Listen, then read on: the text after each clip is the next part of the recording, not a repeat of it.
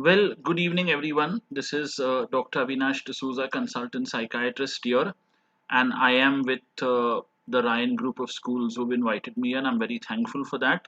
We're going to talk today about exam related stress, particularly post the results. Normally, we always talk about exam stress before the results, but today we're going to talk about what goes through the minds of parents and children after the results are out. Because, as you know, lately there have been a number of results 10th, 12th, IB, ISC, CBSE, which have been out. And a lot of us are under pressure because we are in unprecedented times currently, and the results being out, the admission process is not clear. Many children have been through exams which have been half, many have been through exams which probably haven't been complete. The marks grading have been different. The scores have changed. Some have got scores as they expected, some have got scores as they didn't expect, some have got less than they wished, some have got more than they wished. So there have been things which have been up and down. At the onset, let me tell you, we are today in a very, very unprecedented period, and this unprecedented period is the pandemic period. We've never ever been in a lockdown like this. We've never had board exams cancelled. We've never had results being declared on the basis of certain formulae. We've never had results being declared on the basis of uh, aggregates. So it's been a very, very unprecedented time for all of us. And what I want to convey to you here is that one of the first things all of you have to realize is we are all under this stress. So it's not that your child alone or your family alone is reeling under this pressure. All of us are reeling under this pressure together. So all of us are going through these changes, all of us are facing these problems, all of us are battling these problems, and we are coming through these problems successfully, fairly in our own way. But yes, this entire uh, episode, the results can get to you for the very simple reason that there may be times when we feel that yes, our son or our daughter should have done this well but hasn't, and we feel okay, there was never an exam, so we really don't know how good he or she was. They've never really had to face a big board exam. How are they going to face life ahead? How are the admission processes going to happen? They're all going to be online. Will they get a college, or will they get into a course that they want? Will they probably get admission in the right manner? How is all that going to be monitored? How are we going to venture out of our houses in the wake of this pandemic situation where social distancing has to be maintained, and at the same time we need to have our anxieties quelled, we need to have our worries quelled. On one hand, we have the fear of contracting an illness like COVID, and on the other hand, we are battling for the admissions of our children. So, these are a lot of anxieties that definitely come to your minds and your hearts when we look at it. One of the things I want to tell all parents is your child has put in an effort. Please be appreciative of that effort. Please be appreciative that the marks that he's got are his own and they have come up because of the efforts he's put in through the year. And you have to be appreciative of the fact that whatever he has got is what he probably is destined to get. And I'm very sure he's going to get an admission into probably a college that he wants, if not something near to what he wants, if not into a course that he probably wishes. And finally, he's going to be able to do something in life. The results are out, they are final, they can't be changed. There is no reason why we should crib, why we should feel anxious. We rather have to accept what is and move ahead. Sometimes it can also happen that you may compare results to that of other children and feel others have done better, others were luckier, others probably the number game went in favor of them. This is not the time to pick and choose, and this is not the time to make those claims, because whatever it is, this is the final result, this is the reality. It was destined to be this way. Your results had to come in 2020.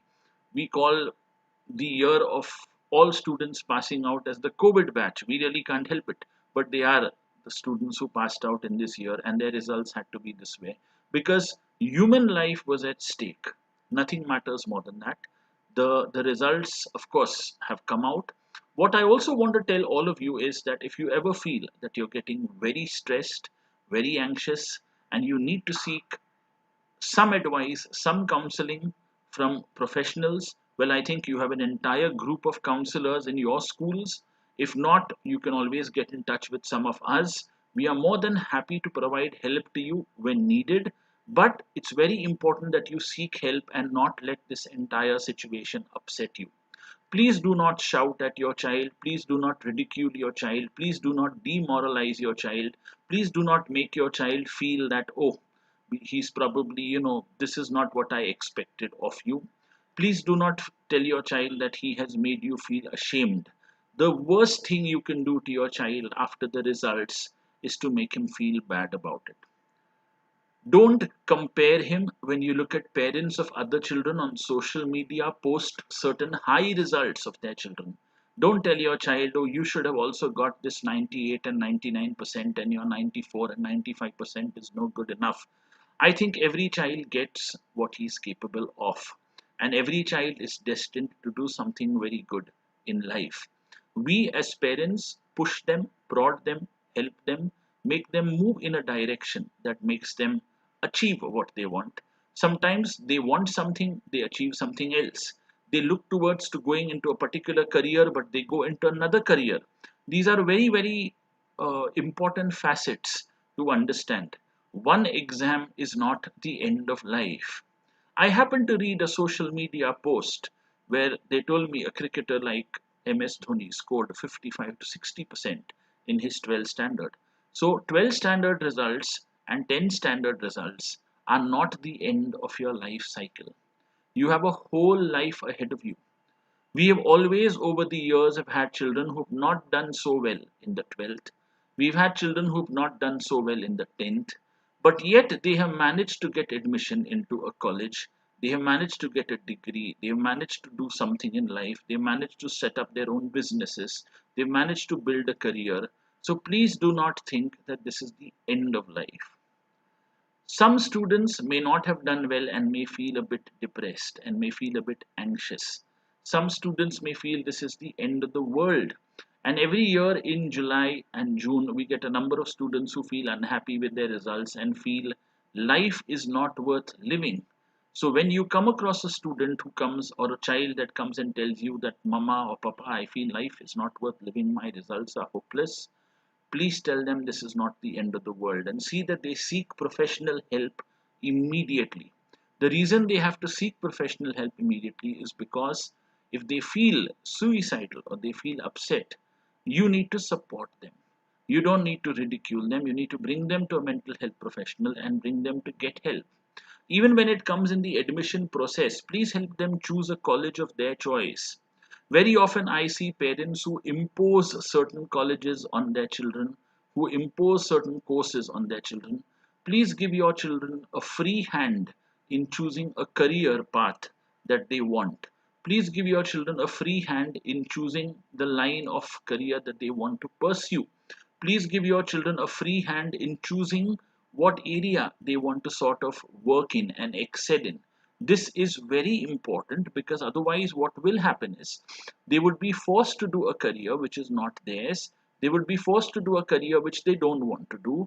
They would be forced to do a career which is probably not working out for them just because you have probably pushed them into it. Make these career decisions soundly. If you are confused about what career decision to make, please consult a career counselor or go in for career guidance. And I'm sure your school and your school counselors will be able to guide you in the same. It's also important and prudent that please do not compare children. One of the biggest things I think that drills a hole in the heart of any child is when he is compared to another. In many families, cousins, siblings, joint families, children are compared, their results are compared. Each child is a beautiful individual that is going to achieve something that he wants in life. Please do not compare children. Do not compare their results. Their results are their fruits of labor, and that's what they've achieved. I would also want to tell you that many a times I get parents who tell me that he has to pursue a career that I am doing. Not necessary. I am a doctor, doesn't mean my child would become a doctor. If he probably doesn't want to do medicine and he wants to do something else, I would definitely encourage him to take up a career that he has a passion for. Don't think because you build up an infrastructure and you built up things, your children have to take them over and carry forward the legacy. Let your children build their own castles. Let your children build their own kingdoms and let them take over and do whatever they want, because that's what will give them a true feel of what life is, rather than being pushed and forced to do something that you want them to do rather than something that they want to do. I will also at this point of time tell you that if during these periods you feel the need for mental health help, don't shy away. The stress can get to you. You may feel anxious, you may feel depressed, you may feel low, you may feel sad. It's very important that you don't shy away from mental health help. Its help is available. Help is available via a video call, help is available on an audio call, help is available through a physical consult. Please seek help. Don't think if I seek help, that means I'm inferior. If I seek help, I'm probably not capable of managing my problems, or I'm weak, or my child is weak. No. As a parent, you may undergo as much as a mental health upheaval as your child may in the current scenario. So it's very important that you seek help from your friends, from your colleagues, and if they're not able to help you, please go and talk to a mental health professional. Because when you talk about your problems, they probably can be easily solved and you probably may get solutions to them. It's also very important at this stage that as both parents, you remain united on the career front that your child wants to take up and the admission process doesn't divide you. You both may have different thoughts. Get together with your child, sit together, discuss, debate, and dispel the myths that are there.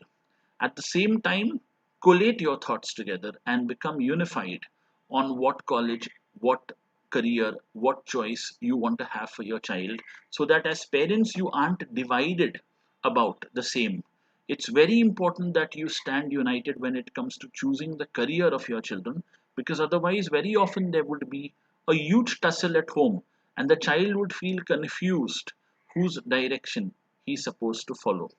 Stress is not only seen before an exam, stress is seen even after an exam, particularly when the results come out, because the results may sometimes vary from what you've thought.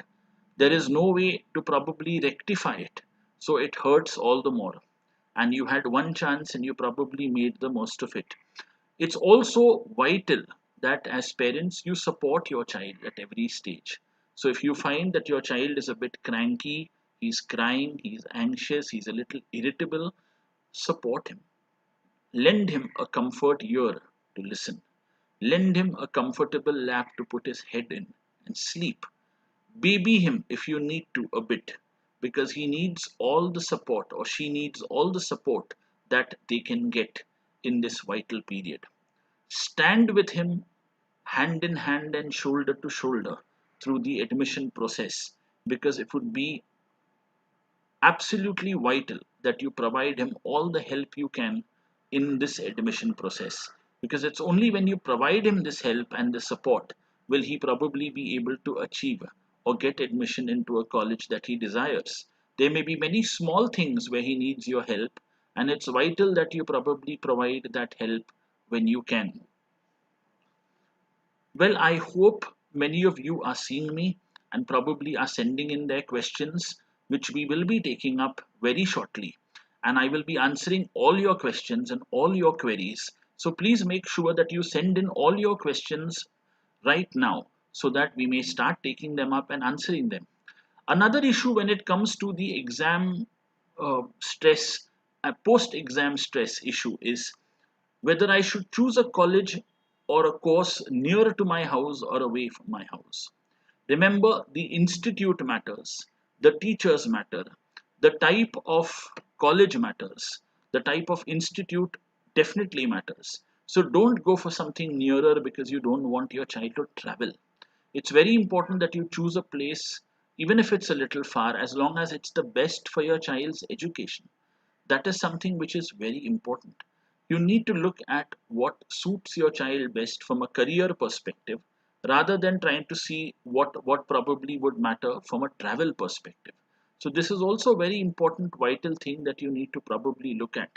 You also need to understand that yes, you will have sleepless nights till probably the admission happens.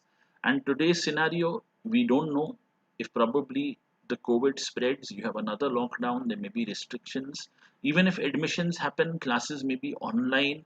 All that is going to be very, very different. So it's going to be an entirely different academic year this year for all of us. We're going to have online classes, we're going to have online, uh, I would say, uh, probably lectures, we're going to have online assignments, exams are going to happen online. So this is an entirely different experience for us online. So it's very, very important for you to understand that it's an entirely different scenario, and the children are going to find this tough.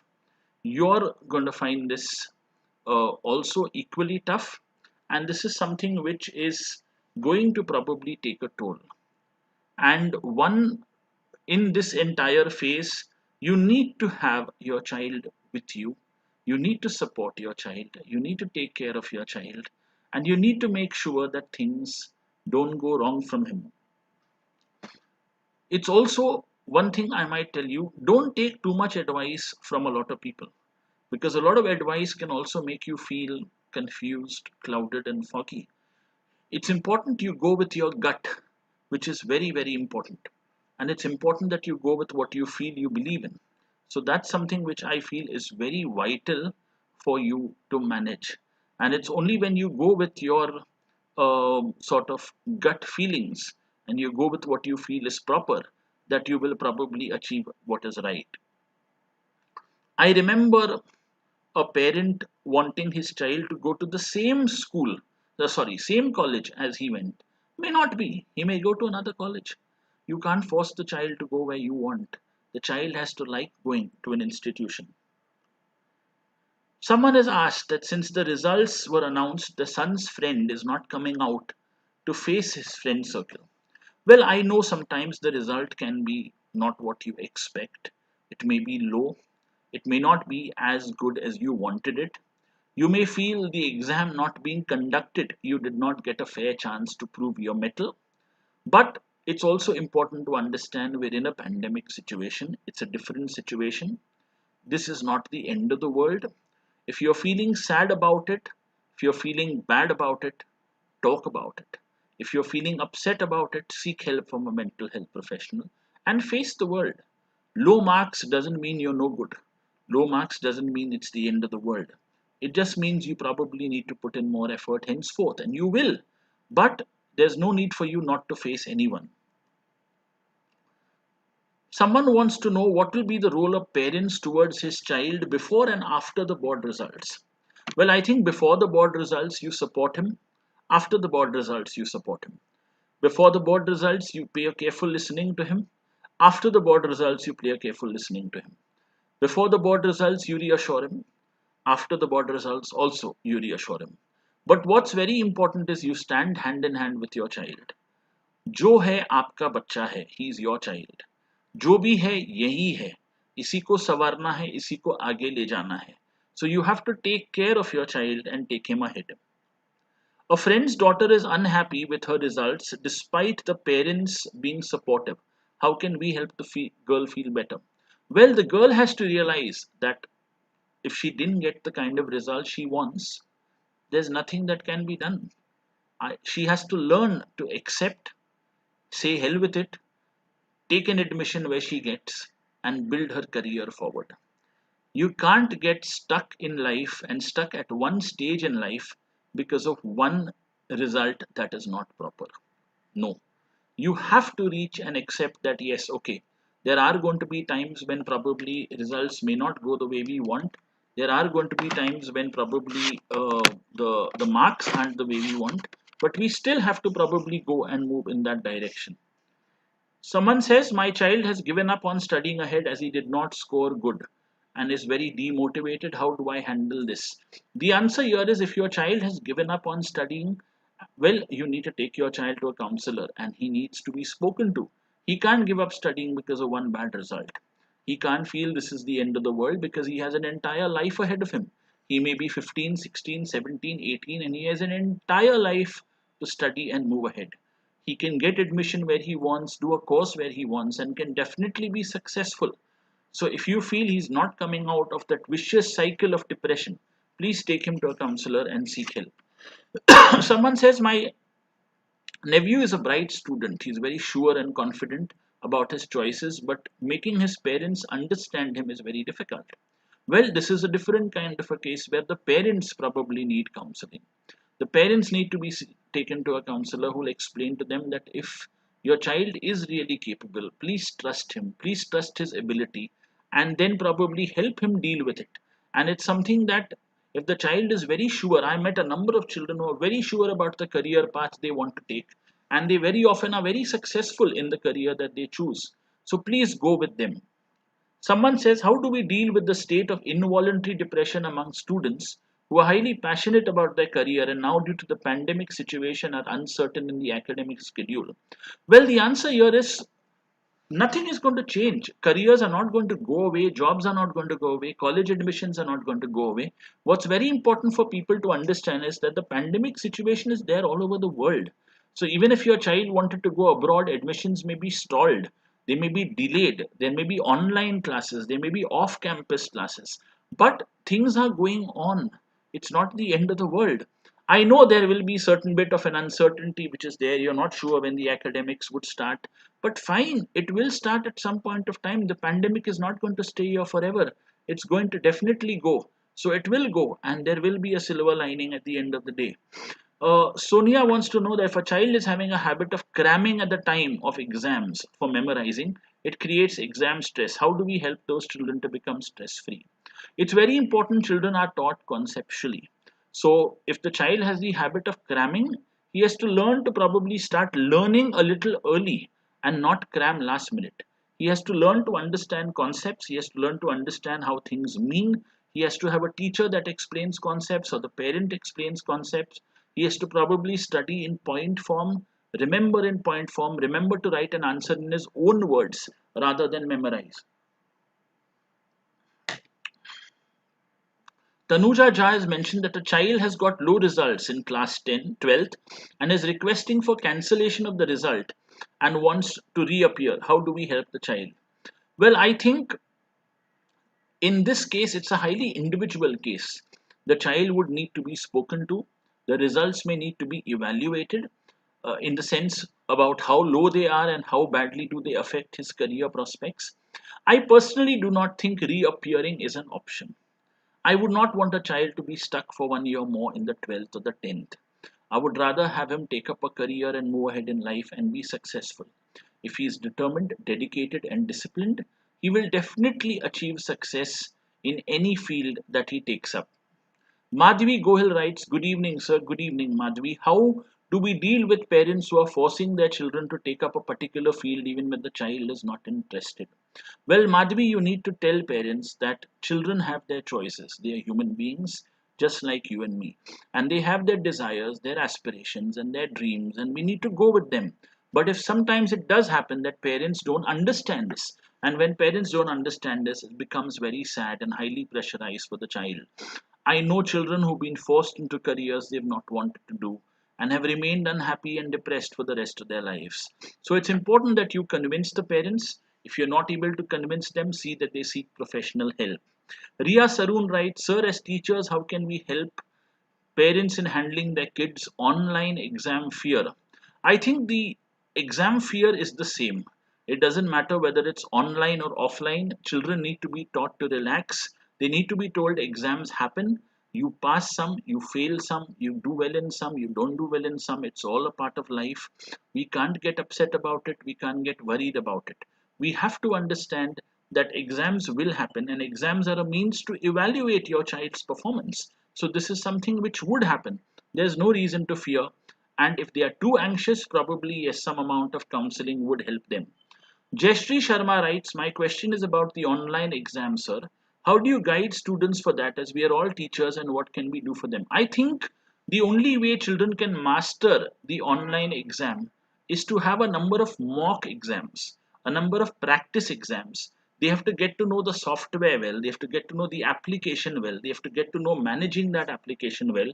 And if they manage that application well, then they would be probably in a better position to sort of handle the online exam. So as teachers, I think you need to take them through the entire online exam process once, twice, thrice, four times, five times, probably till all their anxieties are allayed and they get very happy about it. So that's something which I feel is very important.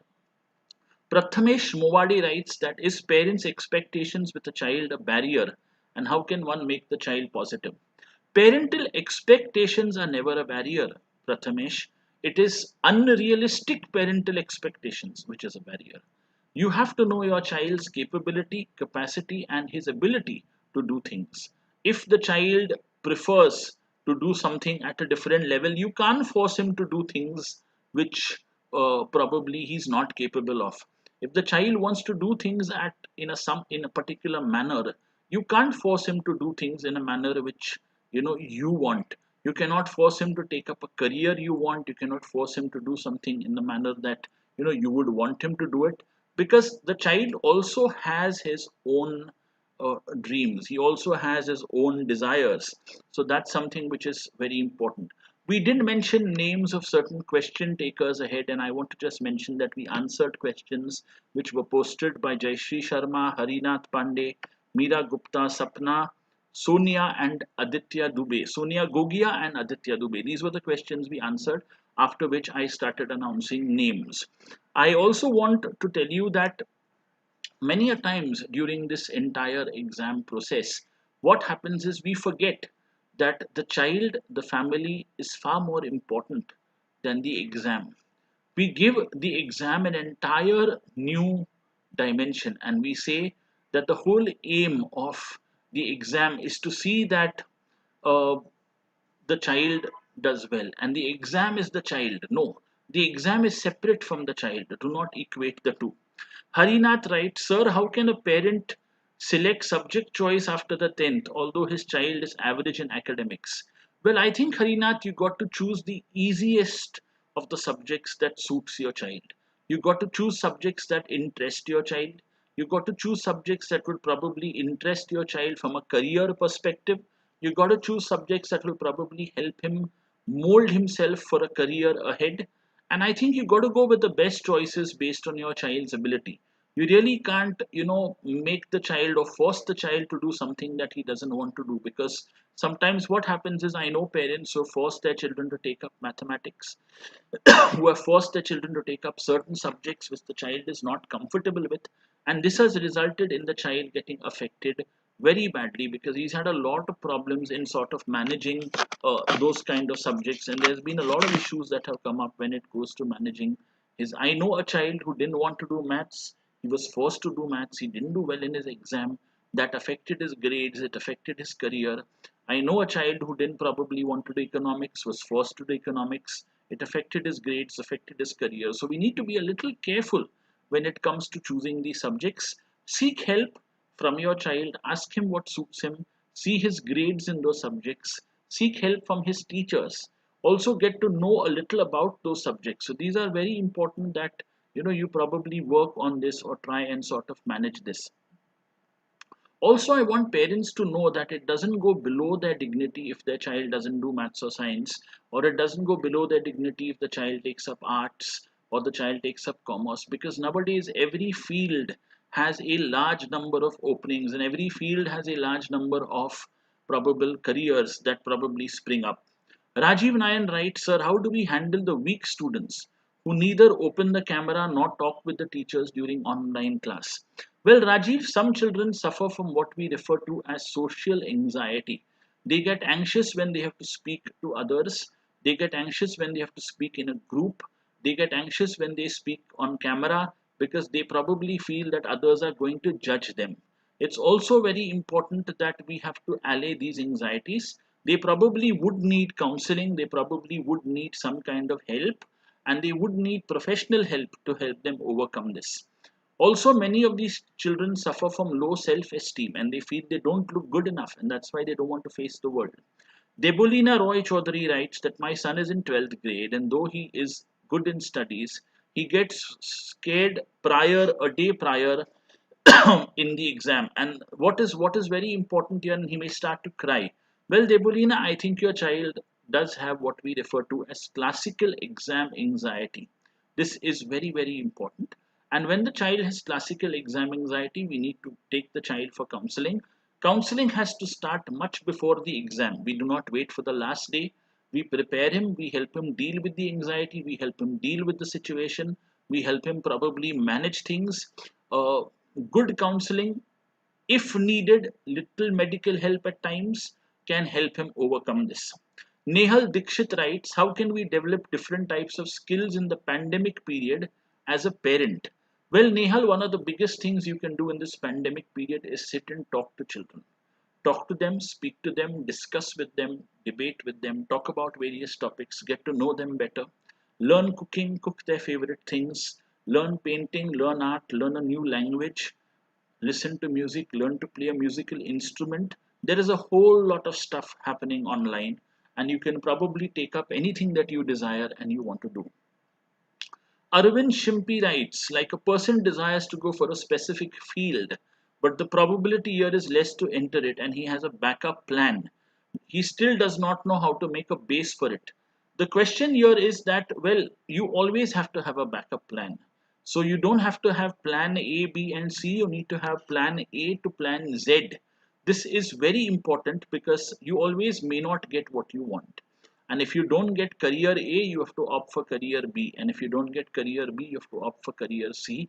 But you have to have a career and you have to take that career ahead and achieve in that career. So there is no two ways about it. Savita Maitra writes, if a child gets addicted to the mobile or the laptop in the process of dealing with his performance anxiety, what do we do? Well, you can't get addicted to the mobile or laptop in dealing with performance anxiety. Rather, you can get addicted to it because you're gaming on it, or you're probably surfing on it, or you're probably doing things on it. And if the child develops a mobile addiction or an internet addiction, then you probably need to go to a counselor, evaluate the child, find the basic reasons for why that addiction is happening. You need to find out whether there's an underlying conduct issue, whether there's an underlying depression, whether there's an underlying psychological problem that needs help, and the child needs to be then taken for professional help. Shivangi Hazare writes that our family has some unforeseen circumstances which affected the child's study schedule during the exams, and now he blames us for the poor results. What can we do to make him feel that the situation was out of our hands and exam results do not define everything? Always remember that this is a collective decision. It's important that the family is a unit. So it can happen that some unforeseen consequences led to the child's exam results not being as he wanted. He cannot sit and blame the family for the rest of his life. The family needs to sit together and tell him, okay, we agree things didn't go as you wanted. We agree your results didn't come out as well as you wanted, but we're here to help you now to build a career ahead. And we're here to take you on a career path ahead. So let us go with you, let us plan, let us do all that we can. And in future exams, we'll probably try and see that nothing like this happens. So just be with us and give us a chance because the family functions as a unit. If it was unforeseen, it was no one's fault. If he still does not listen, probably the entire family could go and seek professional help from a counselor, and that would help. Vijayshri Surve writes, sir, it may be possible that the child in the name of online class may play on the mobile. It should not lead to mobile addictions which can worry parents. Well, Vijayshri, it's very important that when children are attending online classes, they have to be supervised. I know a number of children who play games while the teacher is teaching and pretend to be paying attention in the class. So it's very important that parental supervision for online classes is done. It's very important that parents supervise what they are doing. It's very important that parents keep a watch on what their child is doing online. You have to be equally tech savvy, you have to be aware, and you have to be able to manage what your child is doing. Pawan writes that my best friend lost his mother due to the ongoing pandemic, and now her results aren't good either. She feels she's worthless, and I want to help her and make her look at the positive side of life. Well, Pavan, it is sad, and my heart does go out with you and to everyone who's lost a dear one in this pandemic. I can also understand that the exam results not being as they probably wanted can affect her more. The two depressions, the loss of a loved one and not getting the kind of result you want, can coalesce, merge into each other, and affect each other. So it's very important that probably this child needs to go to a counselor, talk to a counselor about her grief, about her